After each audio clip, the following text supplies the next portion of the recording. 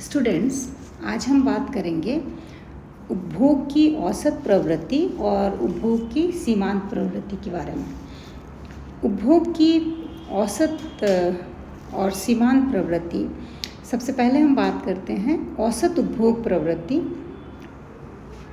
APC अर्थात average propensity to consume.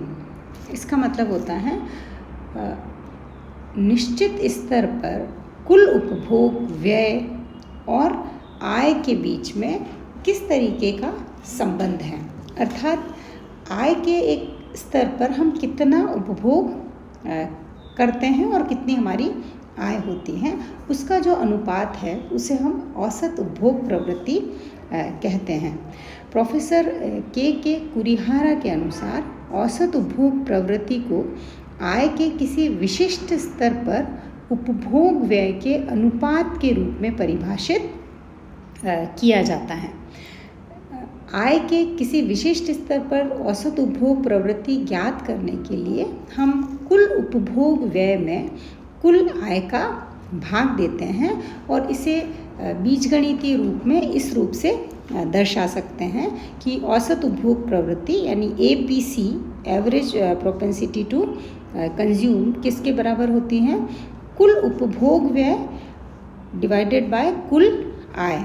यहाँ पर हम कुल उपभोग व्यय को C से बता रहे हैं और कुल आय को Y से बता रहे हैं। तो एक निश्चित स्तर पर हमारी आय का जो हिस्सा है उसमें से हम कितना उपभोग कर लेते हैं, तो उस उपभोग के व्यय में यदि हम आय का भाग देते हैं तो हमें क्या प्राप्त होता है? औसत उपभोग प्रवृत्ति ज्ञात हो जाती है।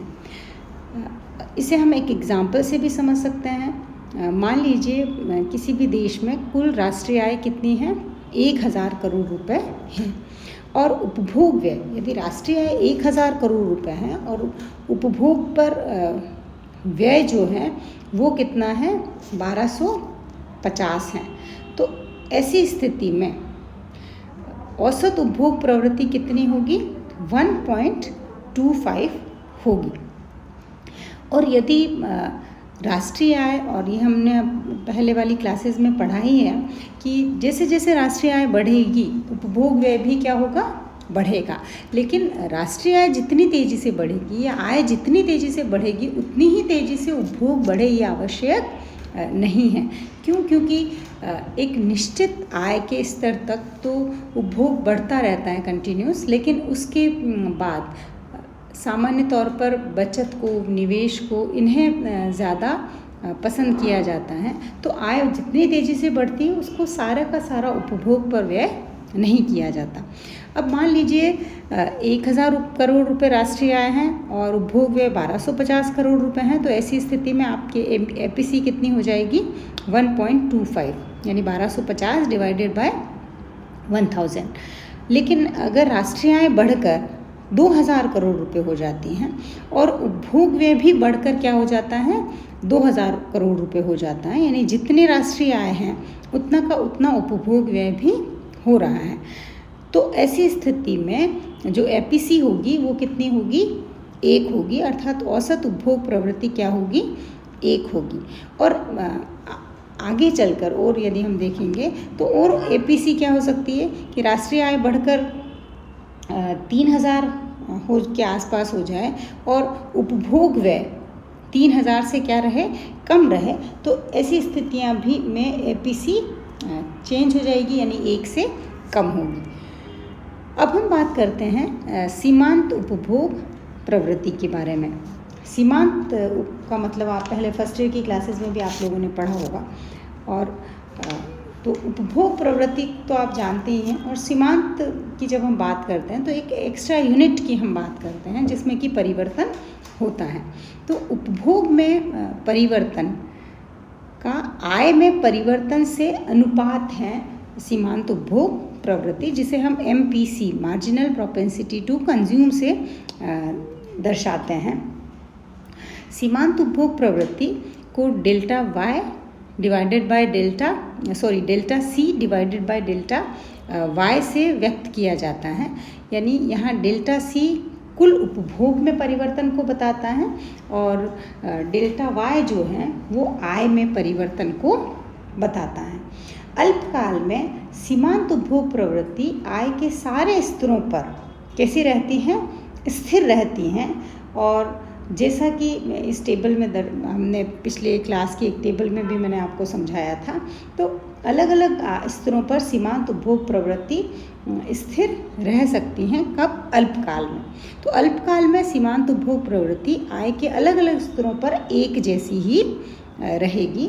और डायग्राम में एमपीसी को उपभोग प्रवृत्ति वक्र के ढाल से हम रेखा चित्र के माध्यम से माप सकते हैं। यानी एमपीसी जो है वो परिवर्तन को बताती है। कोई भी अगर आप एमपीसी में अगर हम डायग्राम बनाएंगे तो चूंकि ये डेल्टा सी और डेल्टा वाई का अनुपात है, यानी आय में परिवर्तन होने पर उपभोग में कितना परिवर्तन हुआ, तो इसको हम इसके स्लोप से भी मापा जा सकता है। सीमांत उपभोग प्रवृत्ति की यदि हम विशेषताओं की बात करें तो सबसे पहली विशेषता है एमपीसी हमेशा क्या होगी, धनात्मक होगी। अर्थात आय में जो भी परिवर्तन होता है या उपभोग तो या पॉजिटिव परिवर्तन होगा तो उपभोग भी बढ़ेगा, और आय में अगर कमी होती है तो उपभोग में भी क्या होती है, कमी होती है। एमपीसी हमेशा इकाई से कम होगी। इकाई से कम होने का मतलब है कि उपभोग प्रवृत्ति का मूल्य 0 से अधिक होगा लेकिन इकाई से कम होगा, और एमपीसी 0 से 1 के बीच में रहेगी। निर्धन वर्ग की एमपीसी का मूल्य धनी वर्ग की एमपीसी से ज़्यादा होता है। यहाँ ये बात बहुत इम्पॉर्टेंट है, क्योंकि जो गरीब वर्ग हैं उसके साथ क्या होता है, आप बहुत छोटा सा सिंपल एक एग्जाम्पल सुनिए कि मान लीजिए किसी की इनकम 10,000 रुपीज़ ही है मंथली, तो ऐसी स्थिति में वो अपनी आय का ज़्यादातर हिस्सा और कभी कभी तो पूरा ही हिस्सा खर्च कर देगा। और यदि आय ज़्यादा है तो वो एक कंजम्पशन की तो एक लिमिट होती है, आप उससे ज़्यादा कंज्यूम नहीं कर सकते, एक सीमा होगी।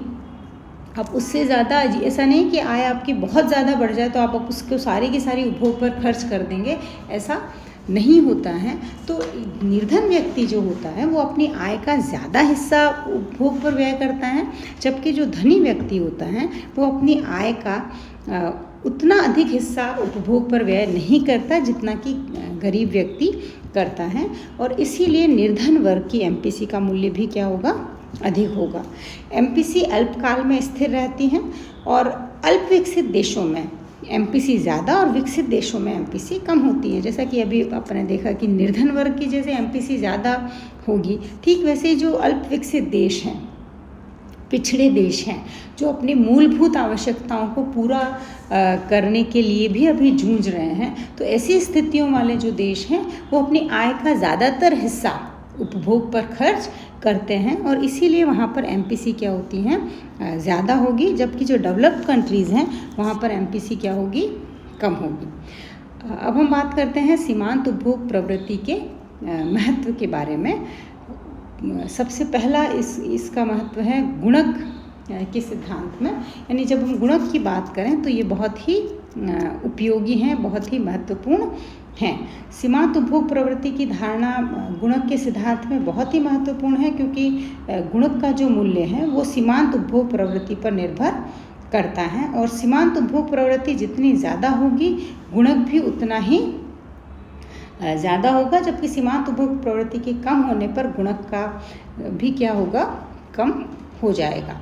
आर्थिक स्थिरता में भी इसका महत्व है, क्योंकि अर्थव्यवस्था में आय के स्तर को बनाए रखने के लिए आय और उपभोग का जो अंतर है उसे का नियंत्रित करने के लिए निवेश का रोल बहुत ही महत्वपूर्ण होता है। तो आर्थिक स्थिरता लाने में किसी भी अर्थव्यवस्था में सीमांत उपभोग प्रवृत्ति बहुत ही महत्वपूर्ण होती है।